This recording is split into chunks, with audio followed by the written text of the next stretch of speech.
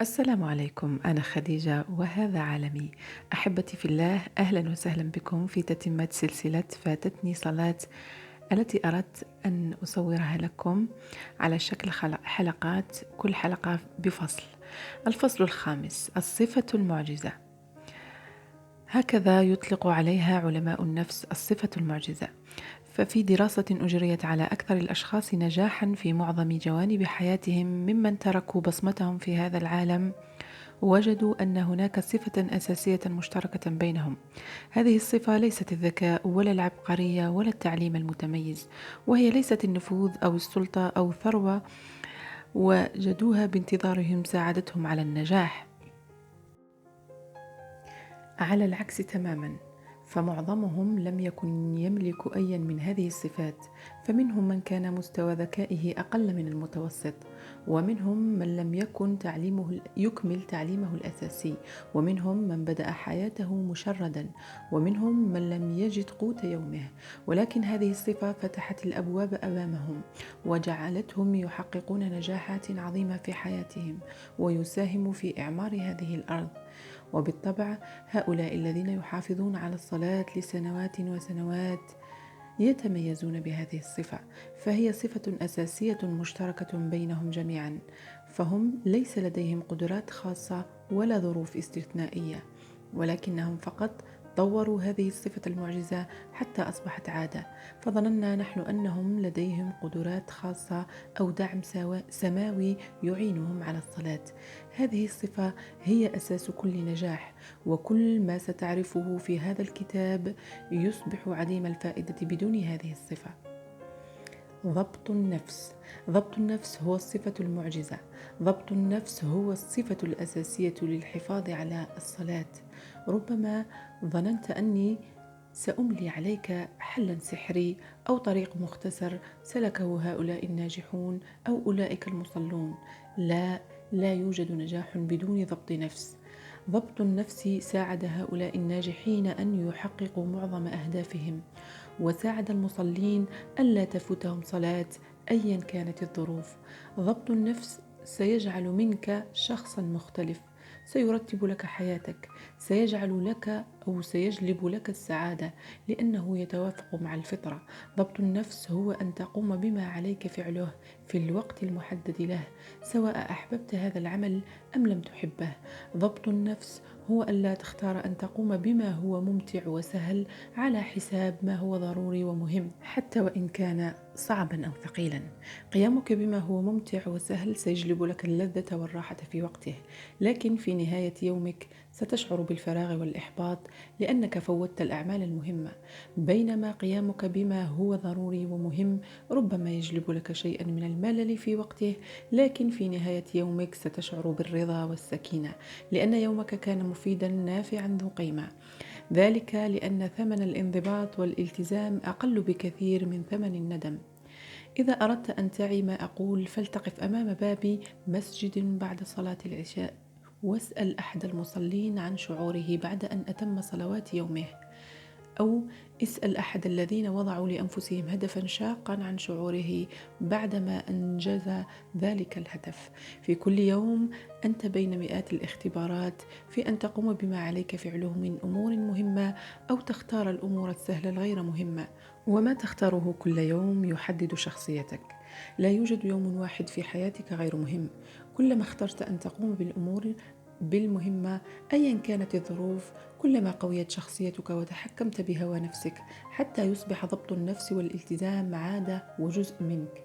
وكلما تجاهلت الأمور المهمة والضرورية في حياتك واخترت الأمور السهلة الممتعة، كلما ضعفت شخصيتك وأصبح اتباع هوى نفسك جزءا منك.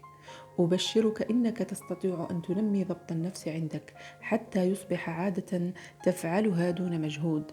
ربما رأيت أحدهم وهو يقود دراجة هوائية، حيث يبدو وكأنه يقودها دون مجهود وبمهارة عالية. وربما يظن البعض ممن لم يجرب قيادة الدراجات أنها أمر سهل وبسيط، ولكن ما لم يعلمه هؤلاء أن هذا الشخص قد أخفق عشرات المرات في البداية، ولكنه حاول كثيرا وكثيرا وثابر حتى استطاع أن يقود الدراجة دون مجهود وبشكل تلقائي. هكذا هو حال هؤلاء الذين قلما فاتتهم صلاة، فهم يبدون وكأنهم لا يجاهدون أنفسهم للصلاة، ولكن ما خفي أنهم واجهوا أعذارهم يوما بعد يوم، وجاهدوا أنفسهم حتى استقامت لهم، وأصبح ضبط النفس عادة وجزءا من شخصيتهم.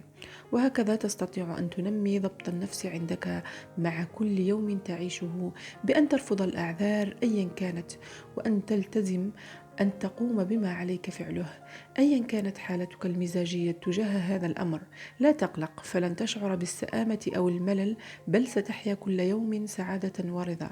سيصبح الالتزام شيمة لك، ستشعر بالرضا والسعادة في نهاية كل يوم تعيشه. لا تشاور عقلك. لا تشاور عقلك. إن الناجحين يقومون بتنفيذ الأعمال المهمة الضرورية دون أن تستهلك منهم مجهود في المشاورة العقلية. وكذلك المصلين لا يشاورون عقلهم في أمر الصلاة. فلا تقول: أصلي الآن أم بعد أن أنتهي من هذا العمل؟ أأنتظر الطعام أم أذهب لأصلي؟ سيرهقني خلع حذائي لأتوضأ. سأنام 5 دقائق إضافية حتى أكون نشيطا في صلاة الفجر. لا تشاور عقلك، فالمشاورة العقلية تستهلك طاقة كبيرة، وهي السبب الرئيسي من أسباب التكاسل. يقول علماء النفس أن أفضل وسيلة للقضاء على التكاسل وتأجيل المهام هي أن تأمر عقلك أن يصمت، وتبدأ في الأمر الذي تريد إنجازه وتستغرق فيه. عندما تسمع الآذان أؤمر عقلك أن يصمت وتوجه إلى الوضوء ثم الصلاة مباشرة. والأفضل أن لا تفتح أي حديث مع أي شخص إلا بعد أن تنتهي من الصلاة، حتى لا يتفرغ هذا الحديث فيتدخل الشيطان ليقنعك أن تؤخر الصلاة. أيا كان ما تفعله أو أينما كنت، لا تشاور عقلك في أن تصلي أم لا. لا تستهلك طاقتك في التفكير. كلما جاهدت نفسك أن تقوم مباشرة إلى الصلاة ستقوي نفسك، وستصبح هذه عادة مع مرور الوقت، وهي من أهم عادات المصلين والناجحين. كان أحد الصالحين يعمل مزارعا، فكان إذا رفع يده بالفأس وسمع الآذان لا ينزلها، بل يلقي بالفأس خلفه خشية أن يوسوس له الشيطان بتأخير الصلاة. عمل بسيط لكنه بمثابة تدريب على التزام العقل بعدم المشاورة في الصلاة. وأخبرني أحد أبناء الشيوخ الذين تعلقت قلوبهم بالمساجد أنه كانت هناك عاصفة شديدة وأمطار غزيرة، فسأل والده أن يصلي في البيت حتى لا يتأذى. فقال الشيخ: والله لو كانت تمطر حجرا ما تركت صلاة المسجد. قوة شخصية لا تقبل المشاورة في أمر الصلاة. النقطة المرجعية. عندما سألت هذا الشيخ عن سر قوته في ضبط النفس أطلعني على سر عجيب من أسرار النفس، وجدته مدونا في كتب العلماء. هذا السر يسمى النقطة المرجعية. والنقطة المرجعية هو حدث أو فعل نجحت أنت بالقيام به سلفا تحت ظروف استثنائية صعبة، فعندما تمر أنت بنفس الحدث أو الفعل في الوقت الحاضر يمكن أن ترجع لهذا الحدث القديم كنقطة مرجعية ليكون دافعا ومحفزا لك. بمعنى في ليلة باردة قارصة عاد هذا الشيخ من عمله متأخرا متعبا، ولم يحظى بساعات نوم كافية حتى أذن لصلاة الفجر، فجاهد الشيخ نفسه حتى قام فتوضأ وتعطر ثم ذهب إلى المسجد. برودة الجو وقلة النوم والتعب كانت ظروف صعبة كفيلة أن تضيع الصلاة على الشيخ، لكنه تغلب عليها، فعندما يمر بنفس الظروف لاحقا يرجع لهذه الليلة ويذكر نفسه أنه استطاع أن يقوم ويتوضأ ويصلي في ظروف صعبة جدا، فلا تجد نفسه حيلة للتغلب عليه فيهزمها.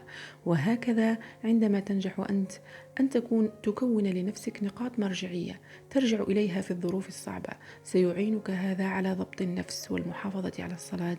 فبادر أن تتخطى كل ظرف صعب حتى يصبح نقطة مرجعية لك. لذلك أمرنا سيدنا صلى الله عليه وسلم أن نحافظ على صلاة السنن والنوافل قدر المستطاع.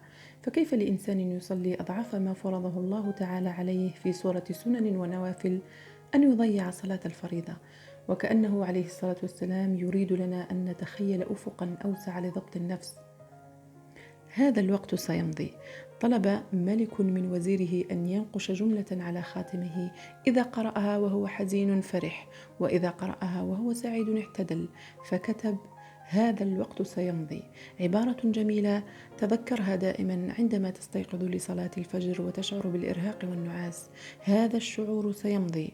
فقط أعط لنفسك فرصة بضع دقائق حتى تنهض وتتوضأ. لن يلازمك هذا الشعور طوال اليوم، ولن يلازمك كل يوم. أنت فقط في مرحلة بناء عادات جديدة، وأي شعور بالتعب والملل سيمضي. هذا الوقت الذي تشعر فيه بأنك تجاهد نفسك حتى تقوم إلى الصلاة، هذا الوقت سيمضي. الوقت الذي تشعر فيه بأنك لا تستطيع أن تخشع في الصلاة، هذا الوقت سيمضي. الوقت الذي ذهبت فيه لصلاة الجمعة ولم تجد مكانا داخل المسجد فصليت خارجه تحت لهيب الشمس أو مطر السماء، هذا الوقت سيمضي. الوقت الذي كان فيه عملك شاقا وطاقت نفسك للراحة حتى وصلت بيتك لترتاح، سمعت الآذان: اذهب وصلي، فإن هذا الوقت سيمضي. فقط اصبر، لن يطول هذا الوقت، سيمضي. ولكن قبل أن يمضي سيجعل منك شخصا آخر. لا تظن أن مجاهدة النفس للصلاة هو عمل سيلازمك ما حييت، هو فقط ثمن لحالة من السكينة الداخلية تأتي بعدها، ستجعلك تشعر وكأنك تملك الدنيا بحذافيرها. ستفتح عينيك على ثراء داخلي لا حد له، ستشعر بأنك تمتلك ضمانا غامض، وكأنك مؤمن عليك ضد المرض والشيخوخة والفقر. تلك الحالة التي يزول فيها الخوف تماما، لأنك متصل مع الله، وإن كان الله معك فمن عليك. إلى هنا أحبتي في الله ينتهي الفصل الرابع من هذا الكتاب الممتع والرائع جدا، الذي استفدته أنا منه شخصيا جدا وكثيرا. أتمنى أحبتي أن تشاركوا هذا الفيديو لنتقاسم الأجر والثواب وتعم المنفعة الجميع إن شاء الله. أترككم في أمان الله إلى أن نلتقي في الفصل القادم غدا إن شاء الله، وسلام.